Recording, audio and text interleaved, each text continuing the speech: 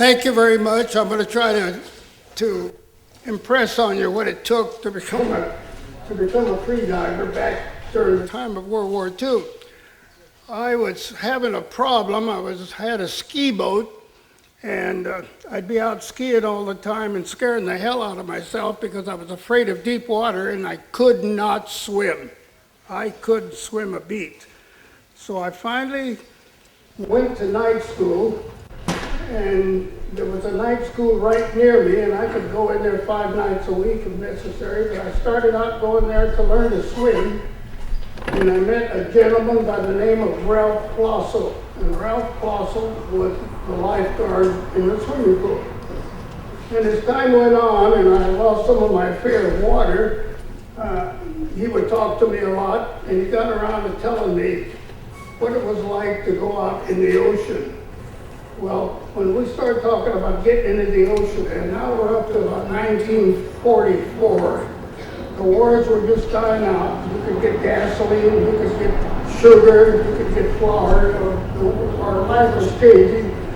But he wanted me to go out with him, and so I agreed to, but in order to go out with him, he took an inner tube, blew it up, and put about a 10-foot tether on it and tied it to his inner tube.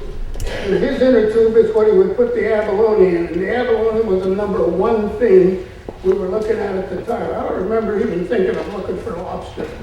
But anyway, he tows me out there, and no fins, no snorkel, and one faceplate, one Japanese faceplate that didn't fit either one of us. So he tows me out there and he lets me try his faceplate, and I was hooked. You know, the water was absolutely gin clear. And that's the way it stayed all the time that I went out to a PV. This is at Palos Verdes. And it took him quite a while to convince me to go down. I didn't know anything about clearing ears at that time. Thank God we weren't diving that deep. We were going down like 8 feet, 10 feet. So anyway, I finally learned how to identify the bumps on the big boulders from the abalone. And so I began getting abalone too. So this went on for quite a while, and then we graduated and started going down to Laguna Beach. And of course, Ralph Pasos was big on spearing halibut. And he had this, it must have been 8 foot, maybe even 10 foot, the spear that he had. And it had the 5 tine points on it. And it was actually intended for spearing frogs. That's what the head was for. So he got me out swimming in Laguna, swimming in Newport, the various places. And we'd go to Newport and get clams, and then we'd go to Laguna, and we would get abalone.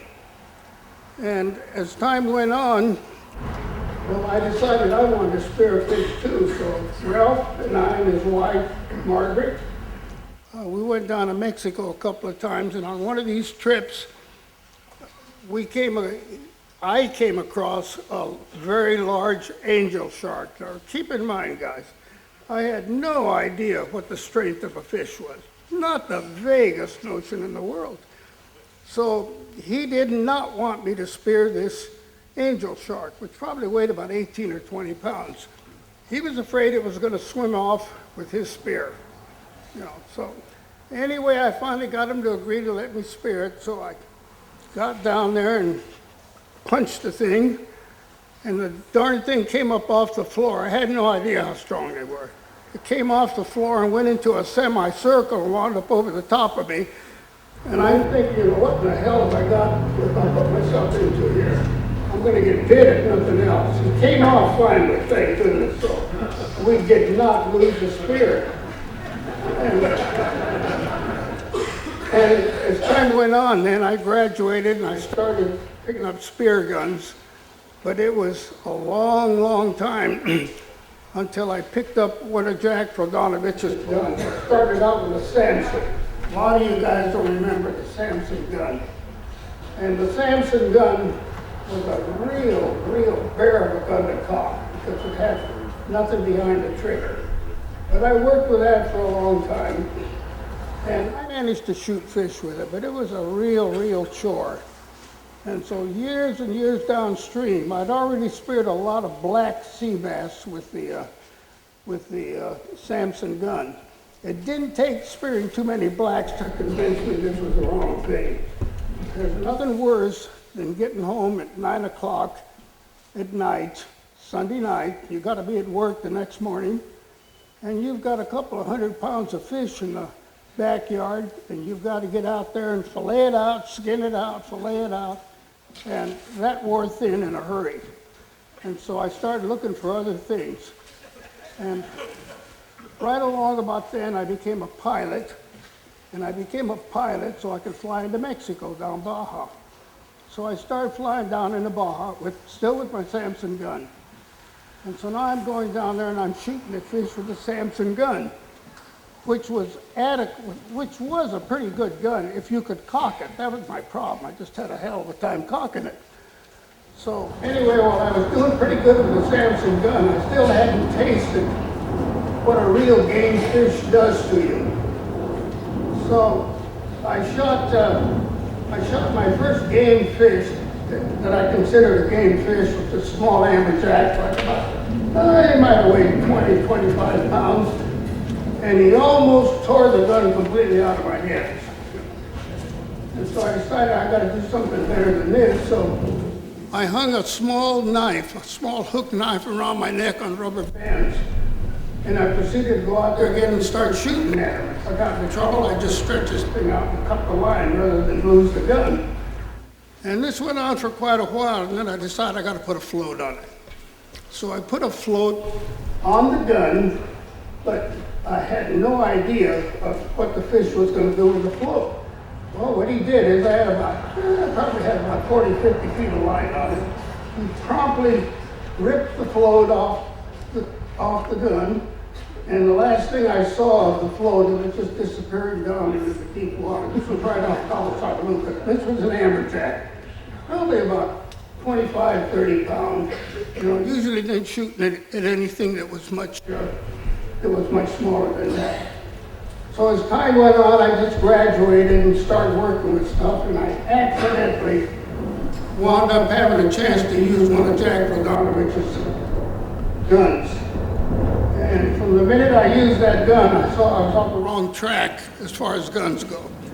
And shortly after that, I made friends with Jack, and Jack Bogdanovich and I started going to Mexico, and by then I had my own airplane.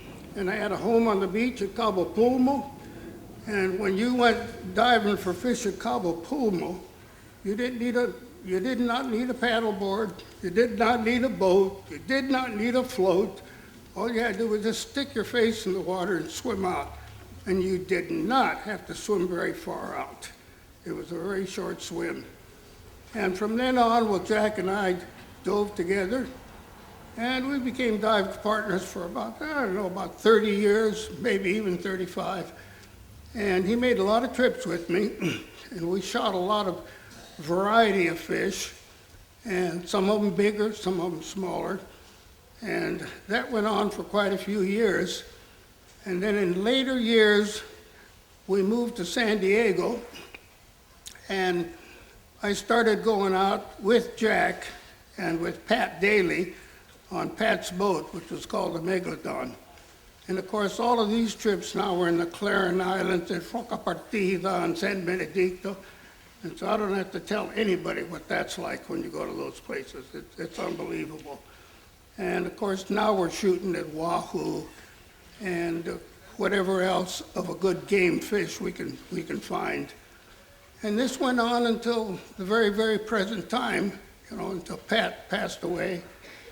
And anyway, that's pretty much my history of my diving. And sprinkled in there is trips with the airplane. And what the airplane did for me, it gave me a chance to dive any place I wanted to, including I'd land on the beach. And occasionally I'd land on the beach and I'd have a problem, because very difficult soft sand, but got out of it, no problem, never damaged the airplane.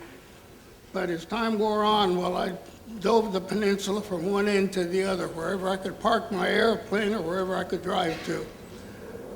And until very, very recent, I continued diving until about, I'd say probably about 12, 13 years ago. And the doctors advised me that if I didn't quit diving in the ocean, I would not be able to fly my airplane because I was having a lot of air problems. And they said, you keep this up and you'll have to quit flying because you will not be able to clear your ears. So anyway, that pretty well brings me up to now. And I'll change over in just a minute here and get my wife to turn on the photos, Lorna. And in the pictures, you'll see where I started out diving with long johns, wool sweaters, sweatshirts, 2 pairs of socks, 2 pairs of gloves, whatever I could to help keep me warm. And by putting on all that clothing, well, Ralph and I found out that we could extend our dive time in the water in the winter to about 15 minutes. And Ralph was a little better at it than I was. For me, about 10 minutes or less. If it was over 10 minutes, when I got back on the beach, I couldn't walk. I'd be so cold. I couldn't get my fins off. All I could do was push my faceplate off and try and pull my gloves off. And then, of course, from then, shortly after that, Bill Barata, who I made friends with, started making rubber suits. And the next thing you know, we all had rubber suits, and so the whole picture changed then, because now you had a little bit of help to retain your body heat. And as time went on, well, I tried not to wear the suit also when the water was warm. And when we dove in Clarion and those places, well, I never wore anything except a jacket, short sleeves, came down on my waist. And I could stay comfortable with that. And, that pretty well covers all of my diving career up until now. Like I said, I quit diving because of my ears. I had to, or I would have completely lost the ability to fly. So I haven't dove for a while, but I will be back in the water sometime in the near future. Any questions? Marty, you mentioned Bill Brown. He was quite a guy. Oh, you bet he was, yeah. We became very good friends, yeah. He went out with me quite a few times. He went out on some black sea bass trips. That was the big thing in the beginning, If you could spear a 200-pound black sea bass, you were king, What a guy you are. And that, I go back and say, well, who in the hell can miss a 200-pound fish?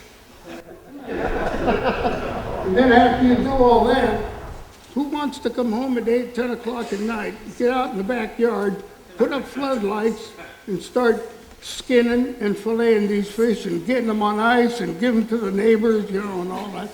And then the final punchline is, how good is black sea bass meat to eat? I didn't think it was that good. And of course, I'm comparing it to the best of fish, white sea bass and lingcod, and all, but